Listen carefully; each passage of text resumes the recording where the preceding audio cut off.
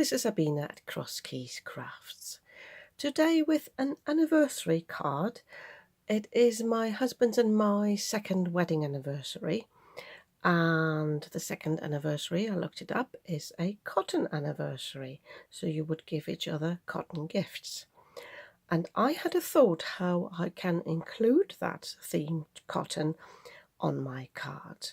So my obvious thought was this: I have got some cotton here which I bought quite a while ago. I don't even know where I got this from because it's got €1 and a pound price on it. Oh, it says on the back it's from the range.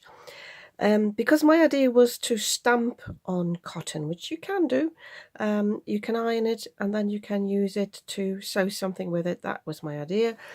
I've only just taken the pack apart. But then my thought was, I'm going to be a bit cheeky. I've also got some cotton buds here and I want to incorporate these on my card, and I've got an idea how I will do that. I'll keep it a secret just for now. So one technique I'd like to show you, I might have used that on a card before on my channel. I know I've done it in the past, but I don't know if I recorded a video. And that is to stick cotton on some cardstock, or I've got some, well, thin cardstock or thick paper here, and to emboss it. I'm sure I've made a Christmas card with that. So, and for that, because I want to have a background here for the cotton buds, for that I have chosen one of my hard dies. I checked the size beforehand, making sure it's not too big for the card. I wanted a smaller card, but I've actually opted now for a 6x6 card. And this, just to let you know, this is almost 5 inches, let's say 4 3/4 in width and 4 1/4 in height, so fairly big. But I think this will be fine. So, but to know where I'm going to place my double-sided adhesive that I will use to stick my cotton down, I want to just quickly trace this. I'm tracing it on the outside, so I know already that I will cut some of it down, but I want to be a bit more generous. I don't want to have any areas where I don't have any double-sided adhesive. So, and I'm just using this fairly cheap adhesive I've got on a roll. You can use some adhesive sheet. If you don't have any like that, you can also use like a Pritt stick. I would not advise to use wet glue because that will definitely show. So I've got a little piece here, just stick on the side for now. So I can now just stick this across, and I might need a little piece there at the top. That's why I wanted to outline it. So I've definitely got plenty of adhesive down. You see how that is missing? So the piece I've just had spare here, that can go on the top here. But I will have to cut it off, or I can, I'll tell you what, put a little bit of paper underneath so that doesn't stick to my die cutting plates. So I'm now going to use the same die. I can see here through the release paper where I had my die, and I'm going to die cut from this quickly, and then I'll show you how I put my cotton down. I've cut my cotton out as well. I made sure that I chose an area that didn't need ironing. I suggest if you've got a creased piece of fabric that you definitely iron it before you stick it down. You don't want any creases on this.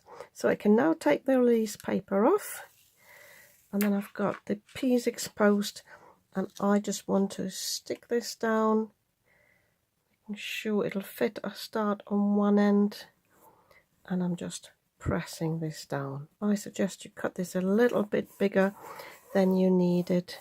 I wanted to ideally go a little bit further over there because I wanted to fray the edges a little bit, so I have to see how well I can do that. So I can now cut this out. It's up to you whether you want to use proper, I might have to do that, get proper fabric scissors out. So I want to have this a little bit rough, so I'm not too bothered, but I will quickly do this off camera because with these scissors it just takes a moment longer. So I've cut it all out. Now my idea was to just use a pokey tool, or you can use a needle, and I really want to fray the edges just to give it some interest. If that's not a look you like, don't worry about it. I would then suggest, if you don't want the frayed look, you can actually by the way, I'll tell you what I need to do though beforehand is just make sure it's properly pressed down on the adhesive sheet, that doesn't come off. If you're not bothered about the frayed edge, I suggest you stick the fabric on first before you do the die cutting, because then you will have a neat edge. So, but I really wanted this rough look. If you've got like a square or rectangular piece, you will probably get a more even frayed edge, because obviously I've got a different angle there. I'll have a look in a second what the look is. So I'll just quickly continue this off camera. We'll tidy this up a little bit. If I've got loose threads that don't come out, I will just cut them down a little bit. So just to show you, these are the threads I've taken out, and these are the frayed edges. As I said, if you've got an even edge, it looks a bit like this, and this looks a bit rougher where I've got the curve, but I quite like the look of that. So I'm now going to find my embossing folder that I want to use, and I'm going to dry emboss that. I will show you that in a second. My original thought was to use this heart embossing folder, but I just realized it's not quite wide enough and I'm worried about getting some funny edges there, so I dismissed this. So ideally I have a bigger one. I've got this swirly pattern. I think this would look good, but because it's for my husband, I think this would look really good. So I've forgotten for a second, it was called Houndstooth. So I'm going to use this one. I'm just deciding, I think with this one, it doesn't even matter which side you've got to the front or the back. So, but as always, I'm just going to mist the paper from the back a little bit, really just a hint of water. And I definitely want to put this in straight, because I want the straight pattern. This is just what I'm like. So I'm just putting this in my die cutting machine here.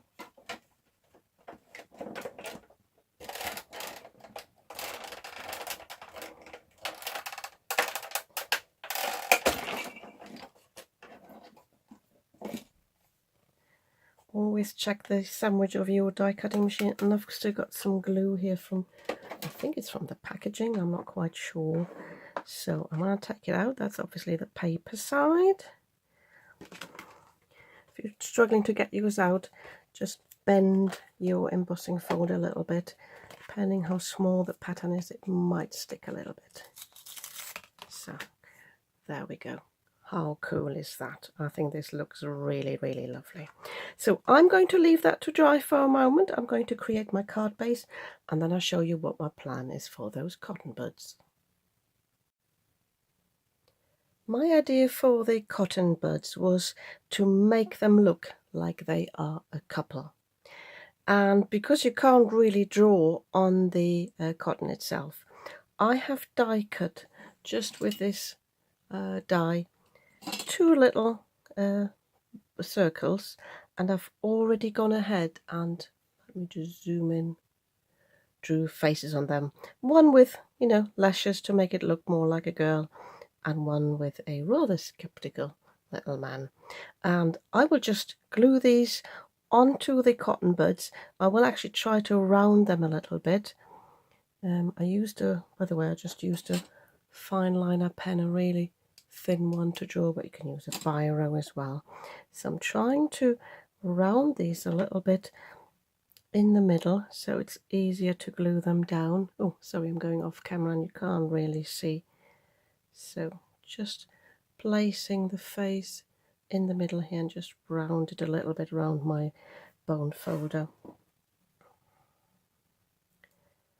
to show that again, and that will just make it easier. So I'm gluing these down just with my ordinary Berliard's glue.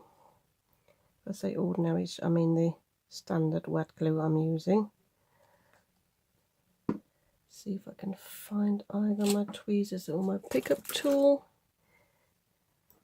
because I think that'll be easier to stick it down rather than applying the glue onto the circle.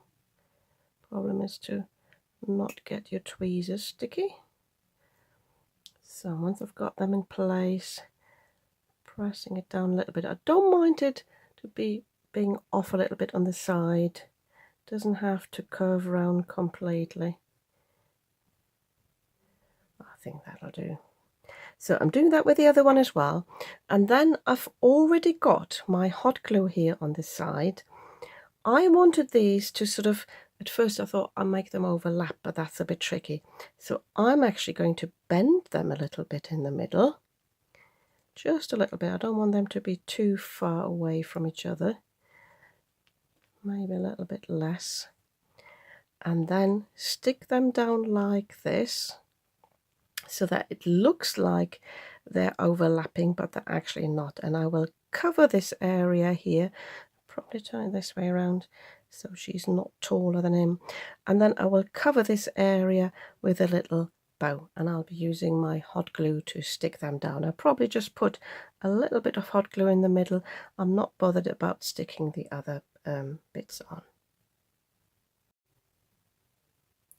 Here's my finished card. I just finished it off camera.